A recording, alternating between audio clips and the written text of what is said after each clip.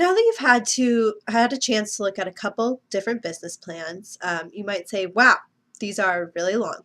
You might have looked at some of your own, programs, and you might have thought, wow, some of these are a little shorter than others. Um, Point being, all business plans look different. And one of the points that QRIS makes is that the business plan is written, but that it's also used to drive decisions and really make decisions, and that it's not just a written document that is made, put on a shelf.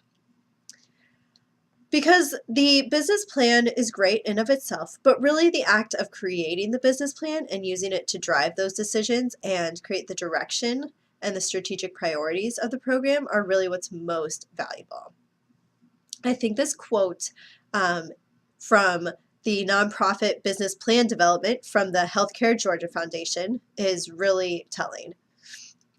Business planning is the process of gaining organizational agreement on long-term and short-term goals, and when it's properly managed, can take an organization well beyond agreement on overall direction and goals. The idea being that it's not just putting these ideas and goals on a piece of paper, but giving you the tools to make those goals a reality and work towards those strategic priorities.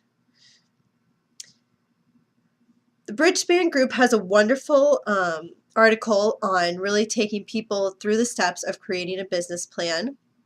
We'll share that link with you later on in the video. And I really like that they think of it as the business planning process offers nonprofits decision makers a rare opportunity to step back and look at their organization as a whole. Because it really is a time to connect the dots between mission and programs, and then to specify the resources that are required to deliver those programs, and to establish performance measures that allow everyone to understand whether the desired results are being achieved. And so it encourages strategic thinking, not only while the plan is being created, but also afterward, because the implementation leads to new challenges, and then you need to make new decisions. So some of you who are taking this course, I imagine, aren't in the position to make a business plan. You might be involved in the day-to-day operations, and maybe you hadn't seen the business plan before you asked your supervisor to see it. But the business plan really is the piece where you're going to see that connection to connect the dots between the mission and the programs. And I say it's so important and so valuable because oftentimes the people making the business plan are maybe the board members and the executive director and a few other people. And it's really important that it's clear that the mission and the finances are driving the programs. If the program and the mission are mismatched, then they need to be rethought. Does the mission need to change to match the program, or does the program need to change to really match that mission? And are the finances going to the right place? If the mission is to promote literacy among the neighborhood that you're in the greater Boston area, and all of the spending is going towards art supplies, are you really working towards your mission? So thinking about that is a great time in the business plan. It's a great time to look at that and think about it. The business plan also allows for those strategic priorities to really look towards the future. Think about what the goals are. Are you looking to build your program, grow it? Do you want to reach more people in your neighborhood? Do you want to expand to reaching more families and thinking about family engagements more? That might be something that's been discussed, but never really been a priority for the organization. Getting that to be a part of the business plan really allows finances, allows human resources, allows that support to make it a strategic priority. And so as you can see, that business plan then really is going to make a big difference in the development of the program and in child outcomes. So the business plan isn't just a written plan about business and finances and the organizational structure, but thinking about what is our mission and how are we going to reach it? And really taking that time to have those discussions and ask those tough questions and have those tough conversations, that's when you're really going to get to the heart of what your organization's strategic priorities are and talk about how are we really going to reach those goals. So it's really important that if you don't have a business plan, that you get on it and you take some time to do it. It will be time consuming. It is not an easy task. And so here at the bottom of the screen, I provided an article from Bridgespan that I think does a great job really jumping people off, getting them off to a good start. And if you need support, there are a lot of supports here in the area to support you. BOSTnet included can provide supports. Other programs through EEC also can provide supports. And if you do have a business plan, look at it. Are those strategic priorities still in mind? Are you reaching those deliverables and milestones that got set out? Or has the business plan not been touched since year 2000? And now 16 years later, we're looking at it saying, all right, are we still on the same path? Or do we need to rework this?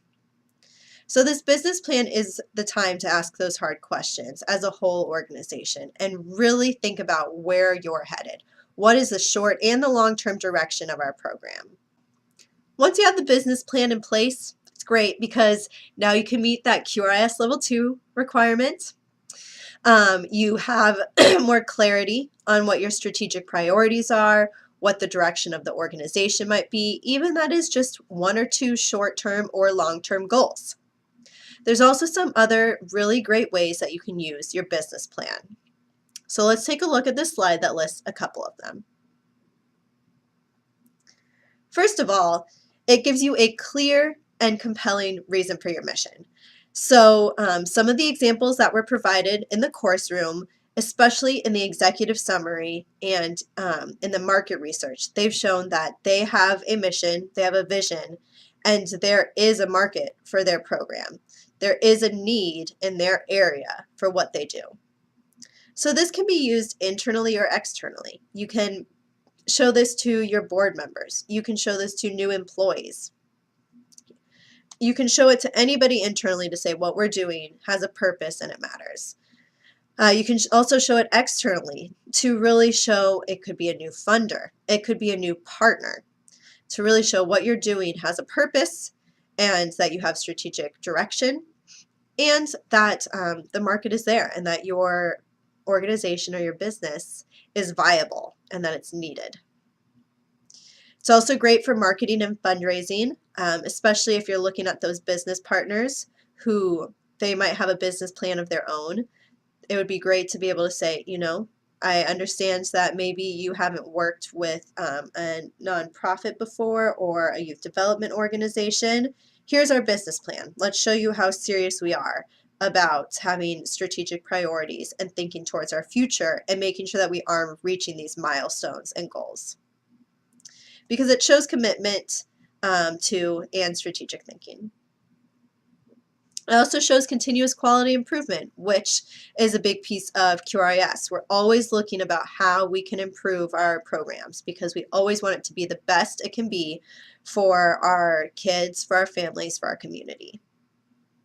It helps you recruit and hire new staff, especially maybe at that higher level, and also recruiting new board members, being very upfront and clear, here's the direction of our organization, here's what we stand for, and maybe giving them that document would be a great way to say, read this over, and then we'll talk, so that they at least have an introduction before you talk with them more.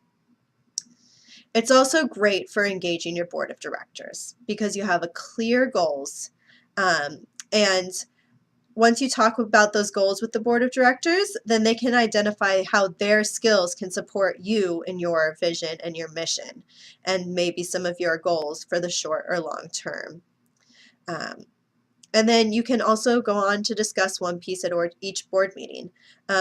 Most of the times the board will be involved in creating the business plan. They really should be. This will vary program to program, but the board of directors should be included in developing the business plan. So it's a great way to get them on board to really understand the mission, the vision, the priorities of the organization so that they're committed and they understand what direction the organization is headed in, and they have a lot more buy-in when they've created that business plan and they've really understood each individual piece.